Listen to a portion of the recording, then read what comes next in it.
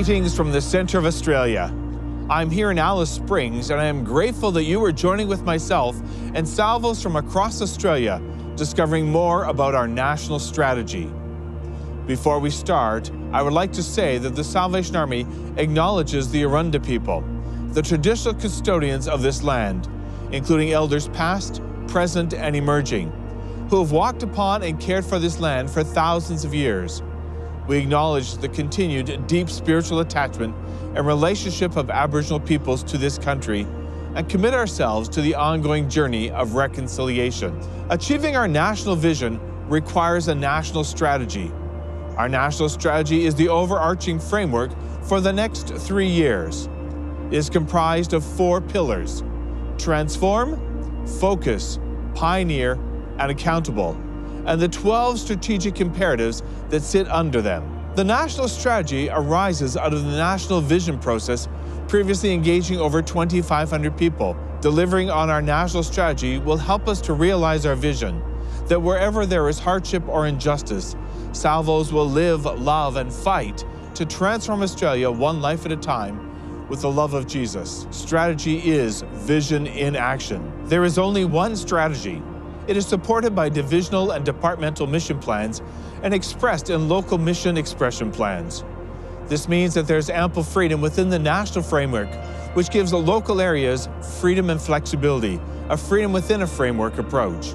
The national strategy is designed to help us focus in areas that will strengthen our ability to make a difference in people's lives, transforming Australia one life at a time with the love of Jesus. The national strategy will provide a level of coordination so we can work together as a unified and vibrant movement, each of us understanding the role that we play as we live, love, and fight alongside others. Commissioner Tracey, Colonels Mark and Julie Campbell, and myself have all traveled to different mission expressions around Australia to talk about our strategic pillars and to see vision in action. We have so many examples of incredible mission expressions, but only time to share and highlight 4 with you today. We hope you will enjoy these.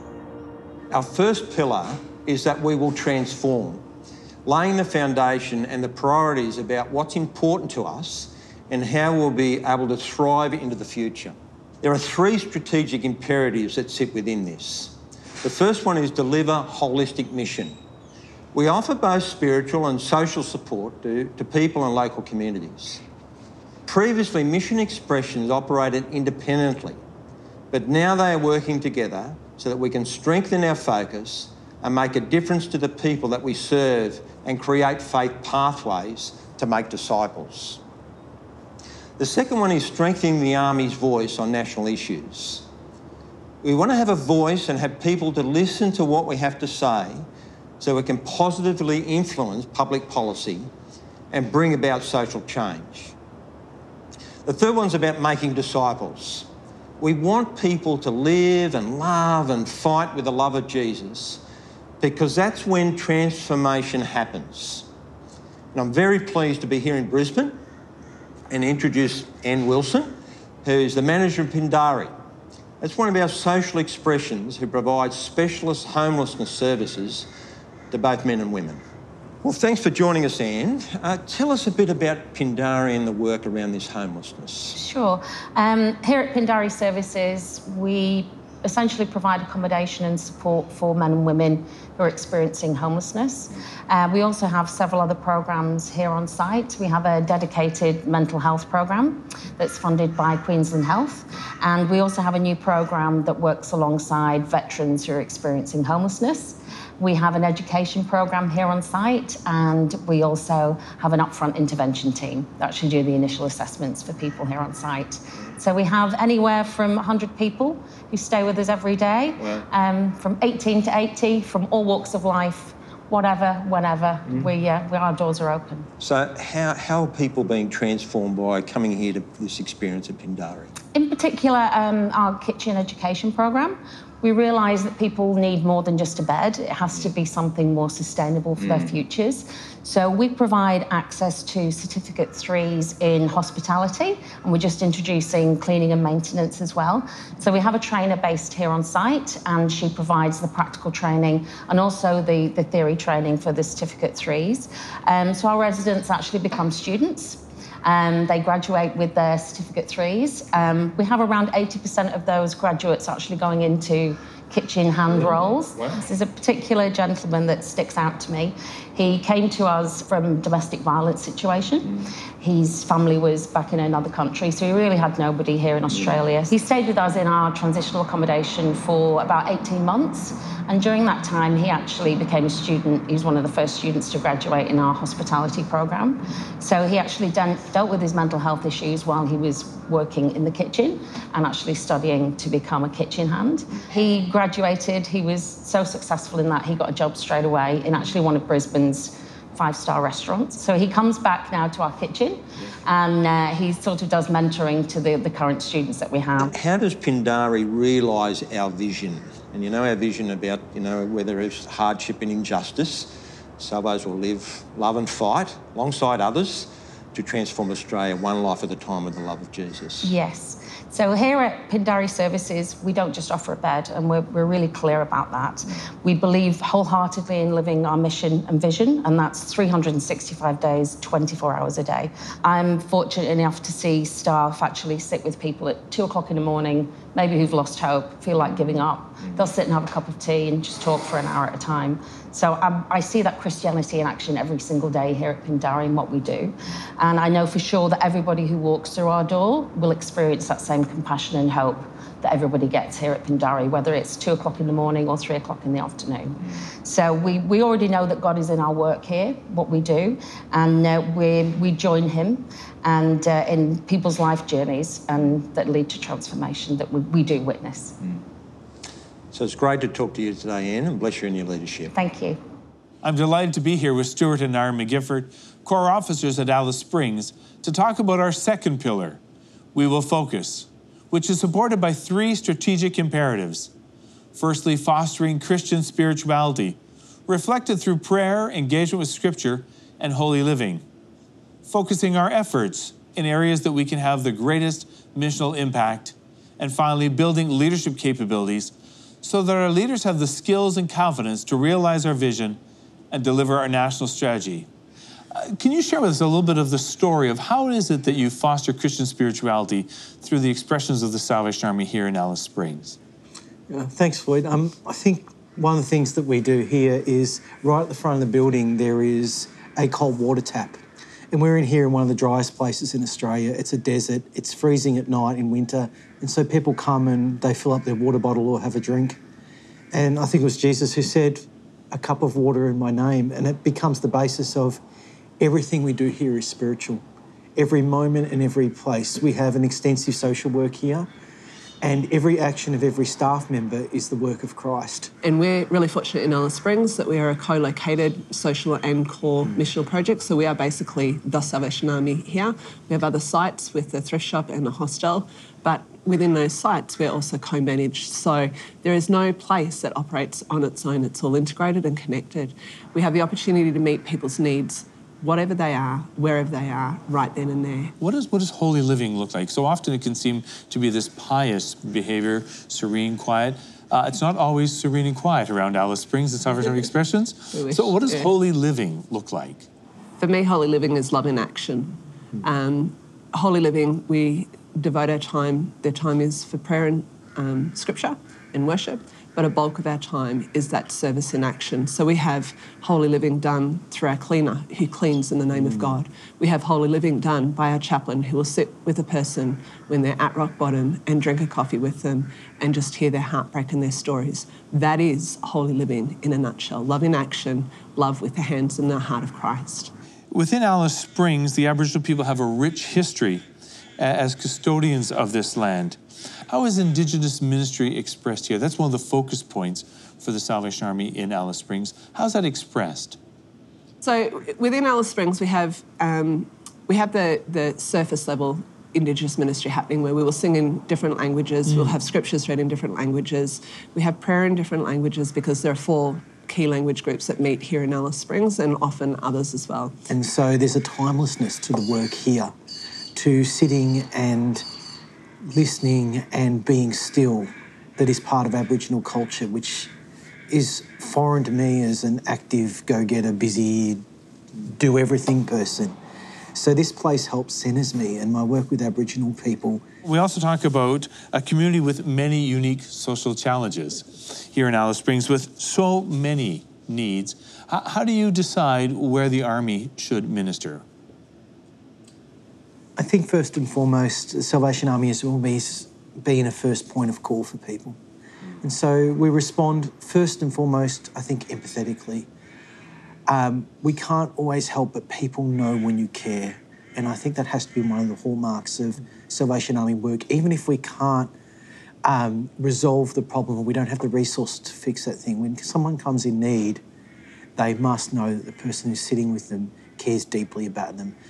We will have all sorts of people pass through with all sorts of needs. If we started trying to meet and set up programs for every individual needs, we would have a program that was so diverse it was ridiculous. But we channel it to listening to the individual and then working out how they best can solve or move forward. How do you identify and work to develop leadership capability? One of our focuses always is in sustainable leadership, sustainable ministry to the community, and that rests with the responsibility to develop leadership.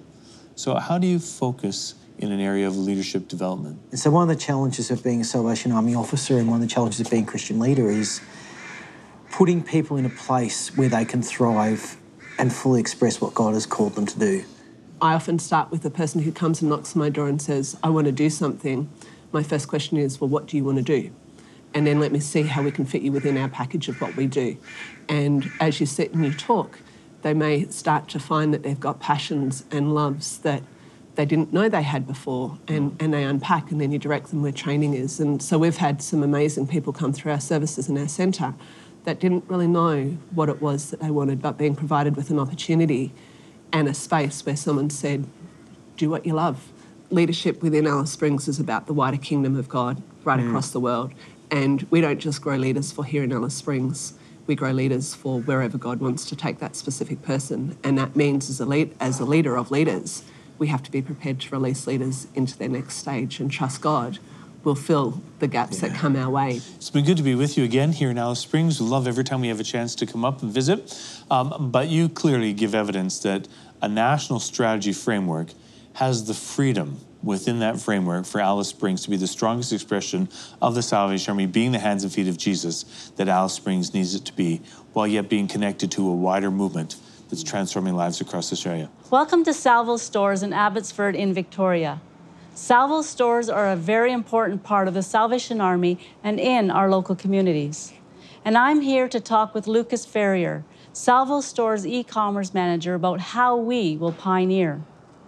Pioneering is about the ways that we will encourage innovation, look at new ways of doing things, grow partnerships, establish the relationships that share our vision and help us to realize it, and create sustainable leadership opportunities for the next generation of Salvos.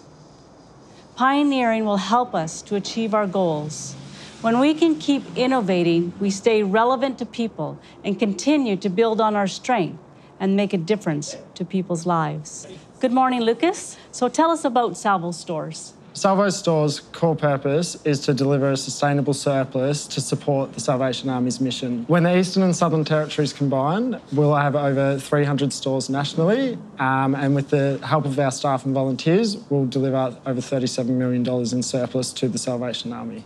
So why are we now developing an e-commerce strategy? See, in Australia, online sales are growing at 7 times the rate of traditional retail. And by 2020, they predict that 1 in 10 sales in Australia will be conducted online. For this reason, we know many of our customers are already choosing to shop with other Australian retailers online, and we want to be able to offer our customers the same type of thing. In doing so, we'll be strengthening our business, accessing a much wider audience, both in Australia and internationally, and improving our overall customer experience. Ultimately, what we want to do is recreate the magic and the sense of community that our shops have around Australia. So how will we be successful? So the key to our success will be the resilience of our people. Change is always difficult within any organisation, but I'm confident with our staff and volunteers and their ability to respond to this change that we will be quite successful in doing this. We continue to invest in training our team, offering them the opportunity to learn digital skills in a digital age. So how do partnerships help us to achieve this? So we've recently partnered with eBay Australia, and that means that allows us to list our items for sale on their platform for free. Mm-hmm. As Australia's largest marketplace, that gives us access to over 170 million potential buyers worldwide. We'll continue to work with eBay Australia to develop this further and grow the awareness that we're now selling online. So unlike other retailers in Australia, every single item that we sell is unique. So in order for it to be commercially viable, we need to be making sure that listing process is as efficient as possible. We've got an amazing team of staff and volunteers with specialist knowledge, and that allows us to accurately identify and list these items for sale online.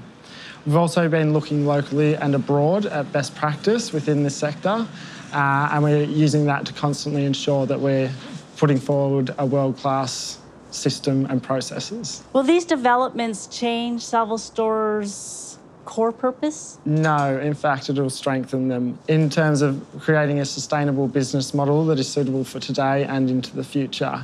As I mentioned earlier, more and more people are shopping online, and we want to be able to offer our customers that same experience. So whether they're here, remote North Queensland, or in overseas, we'll be able to access and sell to these people, and they'll also be able to support the Salvation Army by shopping with us. Thank you for sharing with us today and how Salvos Stores are going to pioneer. We will be accountable is the way that we will renew culture so that we can deliver on our vision, mission and strategy. Enhance measurement so that everyone knows what's expected of them and understands the role they play in realising our vision. And improve stewardship and sustainability to make sure that we efficiently use our resources and grow our movement with a diverse funding base. It's lovely to be here at Eastern Beaches with Corps Officer Jacqueline Lewis to discuss how accountability is reflected here. So Jackie, what have you done to renew culture here at Eastern Beaches Corps? You and Matt have been here 5 years. So what sort of things have you been up to? We had to work out what sort of culture we wanted to establish here. Sure. And for us as the leaders, we had to make sure that we were living out that culture from us, and then that way it would trickle down from our staff to our volunteers to our community members that come. I guess also for us, we wanted to work out what do we want to establish? What do we want this place to be known for? And the culture had to flow from that. Yeah. And for us, we were clear from the outset of getting here that this was what we want the Eastern Beaches to be known for, that people can belong here. And so whether they're staff, volunteer, community member who walks off the street, that's what they experience our culture through every level. Matt and I had to reflect that and had to start with us. Yeah, so I noticed in your team that there's 4 of you, and there are two male, 2 female, so you've got quite a balance there. For Matt and I, as the leaders, we've tried very intentionally to share the role, where it's not Matt's the Corps Officer and I come along to help him in the background, but actually we both work together as shared leadership. And even for our staff, we've been very intentional to define what our roles are, because there are areas that I'm more gifted in, and there are more areas that Matt's more gifted in. And so we are clear we have our own flow chart for our staff and volunteers, that they know who they go to if they've got an issue, if they need some clarification. And even with our staff, in how it has played out, we have 1 male, 1 female worker who are both ministry assistants, but they work within their strengths. And so in looking to employ for those positions, our female staff was already on team, but for her strengths lie in a different area to what the role was that we were employing for. And so for her, it was a natural transition to move to a different role, and for the eventual male staff to come on board, because that's where his giftings lie. It was just simply who's the best fit for the job, who's going to fulfil it, who's going to meet the requirements, but also who's going to live out the culture that we want. When you look at the Salvation Army, and as we go into one national Salvation Army, what would a gender inclusive and a diverse Salvation Army mean to you in the future? I've grown up in the Salvation Army, so I've seen it go through a few transitions, and I've watched my parents as officers really reflect what it means to be equal in their leadership. So it's not male or females, one better than the other, but actually they're equal in their leadership roles. And for me, growing up and now being an officer, I really want that reflected in every sphere of the Army, whether it's within officership, whether that's in employment, whatever it is, whether that's just in the frontline mission, that actually there's equality, that it's not a male or female, but it's whoever is the best fit for the job, whoever has the right skills, whoever's the best leader, whoever can fulfil the mission in that space the best. It is encouraging to see that's on the agenda for the Army, because I think for a little while there it's felt there was concern, because recognising that if I want to be a leader with the Army, I don't want to just be my husband's spouse that goes along wherever he goes. Actually, there's areas he's gifted in, but there's also areas that I'm gifted in, and to be recognised and to be utilised in that respect. So as we go into the future, and fairly soon you're leaving Eastern Beaches to take up an exciting new role. So we're looking at accountability here. What have you got in place so that you leave Eastern Beaches, that your people, your team, in a good place, and support the new officer? But also, where does accountability fit in? Yeah, we are still the one Army. We're many different locations, but we're still that same Army. And so I want this place to flourish and to grow and to be sustainable. Whether I'm the leader here or not, I still want those same things. So for me, I'm accountable to make sure that I'm handing over the best possible version of the Eastern Beaches as I can. So whether that's financially, whether that's with leadership, whether that's with volunteers or community members, accountable that I'm handing over a space where they can walk into and give leadership without it being a difficult thing, but actually they can walk in and there's already some groundwork ready for them to step in and be the leader. Yeah, that's great. And the ministry continues. Yeah, that's it. And it's the mission, our mission together. Yeah, well, thanks, Jacqueline. That's been great to chat to you today. The key to realizing our vision is our strategy. Vision in action. We want to be living and breathing this vision and see and experience the difference that it makes to the people that we serve. We have seen our vision in action already, being embraced in so many places by so many Salvos across Australia. And these have been just 4 snapshots. This is a very exciting time for us as a movement. We have made significant progress in our journey to unite our teams from across 2 strong territories into a unified national force. We already have our national mission, values, and vision statements, and are implementing a local mission delivery operating model with area officers and shared mission support services that will be centrally coordinated and geographically dispersed.